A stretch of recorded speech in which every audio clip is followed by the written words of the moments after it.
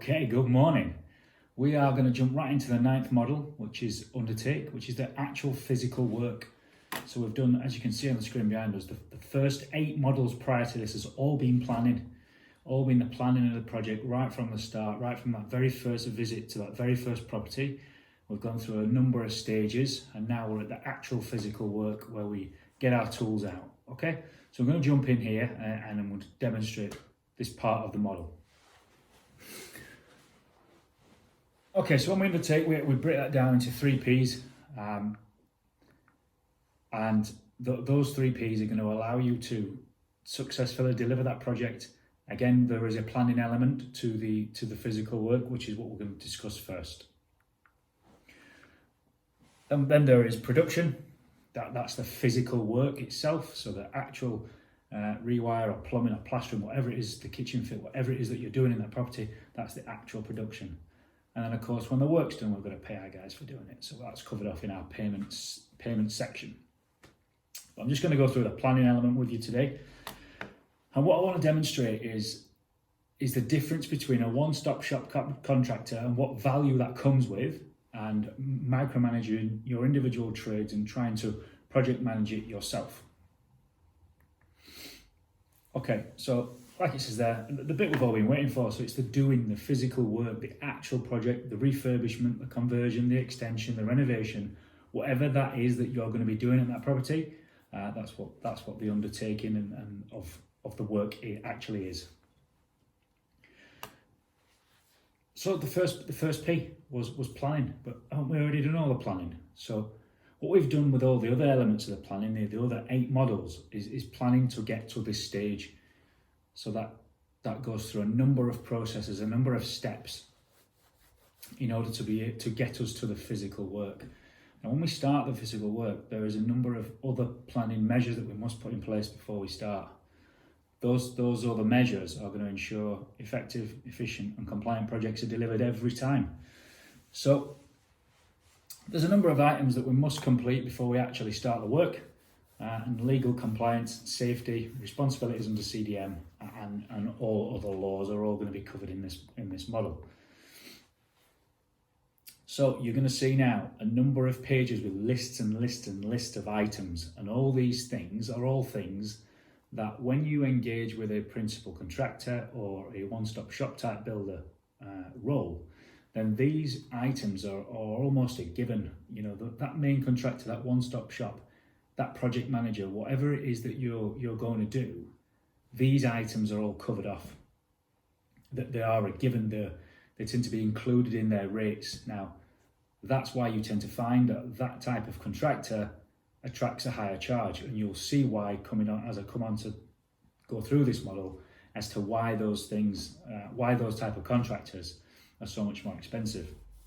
So when you engage with I'm not going to say a small builder, individual tradesmen, so you're going to get in your own plasterer, your own electrician, your own plumber, you need to fully appreciate and understand who it is that is responsible for the coordination liaison with those people, with assessing them, with making sure they're working safely, and on all that responsibility where it sits. So the slides that are coming up are going to show you what your main contractor will be responsible for and what he will do in this planning stage, and what it will also demonstrate is what you will have to undertake yourself if you're going to be doing the individual micromanagement of trades per day, as it were. So just going down the list there on that first stage, we've got RAMS. For those that don't know, that's risk assessments and method statements. So each individual tradesman must produce these things if they're coming to work for you. And those risk assessments and method statements must be suitable and sufficient for the task that's been undertaken. Now, with a project manager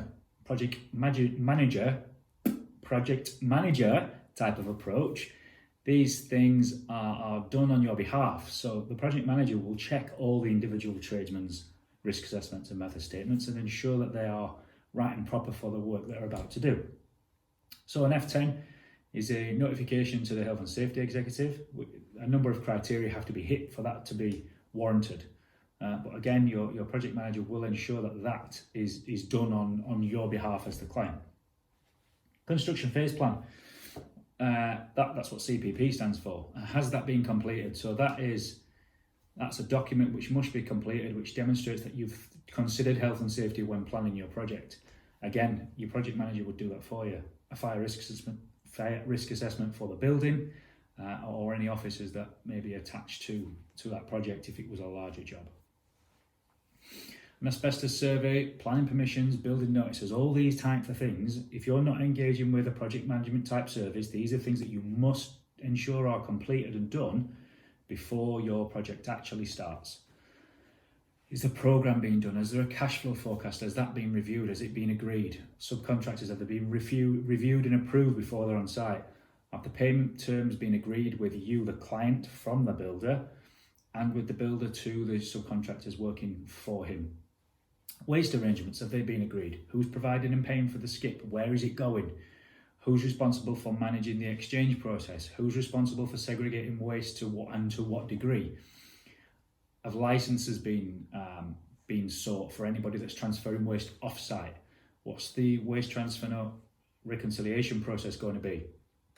Is the specification being produced by you, the client, or the main contractor? Has he provided it to you for you to approve it? Has all that been done? Does the guy on the tools, the man in the house, does he understand the specification that you've written? Have you given it to each of those trades? It's okay giving it to the companies that you're engaging with, but has the man with the trowel in his hand got that specification? Is he clear on what he's there to do? A design drawing's all available. You might think that I'm going to start and then I'll do the kitchen design. It doesn't work that way. All of these things need doing in the planning phase up front. Now, if the electrician, who's one of the really early trades, comes in and first fixes that kitchen, and it's not done in accordance with the design that you have got in your head, then it's likely that you're going to be moving stuff around, moving sockets after they've been fixed. That's just attracts extra costs, which you don't need. Is the welfare facilities on site, are they suitable? Or is the demo guys going to go in and rip out the toilet right at the beginning of the job, which we see very, very frequently? Are security arrangements suitable? Are the access arrangements confirmed? Do we know who's letting who into the property on a daily basis? Is there power and water, or has it been empty for so long that those services have been cut off? So do we need generators on site, or is it a prepayment meter with credit on the key? Is the water, is it live? Has it been stood for a long time? Or has it been cut off? Protection of the public, has that been considered? What are the emergency arrangements? And is there a first aider available? So in the event of an incident or accident, does everybody on site know what they're going to be doing? So have they been inducted to tell them what everybody's going to be doing and what their role and responsibility in the build team actually is? Was there any limitations to the working hours? Have the planners enforced that you can only work between 9 and 4, say? And if so, has that been communicated to the build team, to the man with the trowel in his hand? It has to happen. It's okay having this high-level agreement in place with yourself and your project manager, or yourself and your main builders and your each individual tradesman's like boss, if you like. But does the guy in the house actually know these rules? Is there a traffic management in place? Are there any constraints on delivery times? Is there a local school nearby? Is there a pedestrian crossing nearby? All these things need to be considered when you're organising with your suppliers, delivery times and such like. Has a variation procedure been confirmed?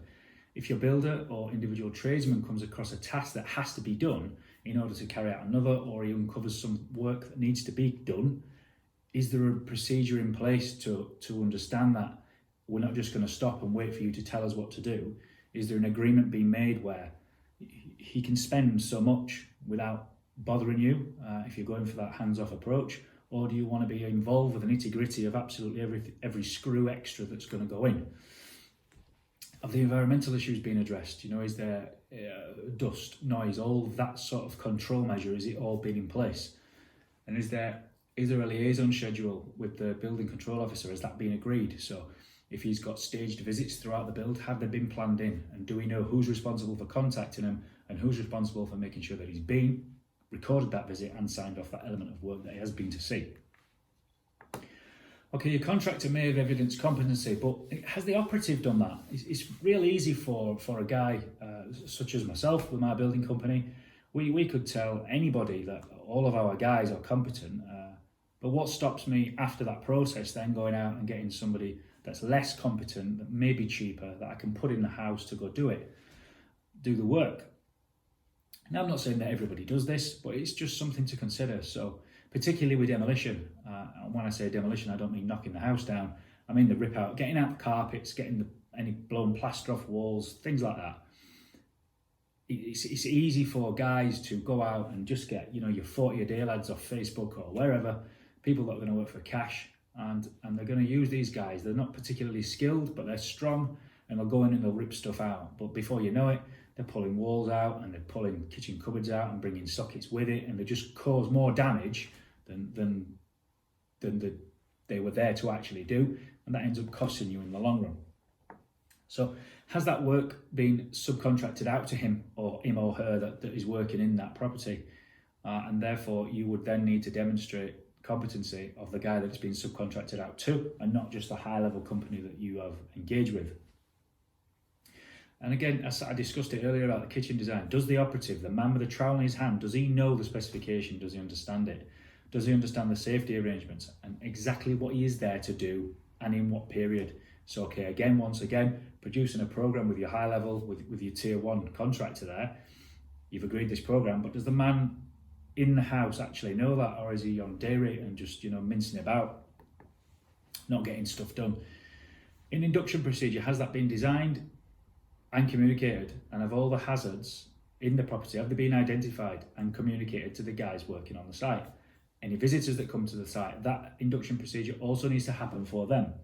Is there a sign-in book available? Is somebody managing it, making sure that it's done and making sure that people sign out when they leave? PPE register, is that being made available for staff and visitors that are coming to the property? And what are the out of hours arrangements? So we come in one morning and maybe there's a flood or the electricity cut, something like that during the night. And how is that going to be remediated through silent hours? And are the main contractor details, are they readily available also? So there's a number of personalities involved with a project. And not only do we as the builder need to know that, you as the client need to know who these people are.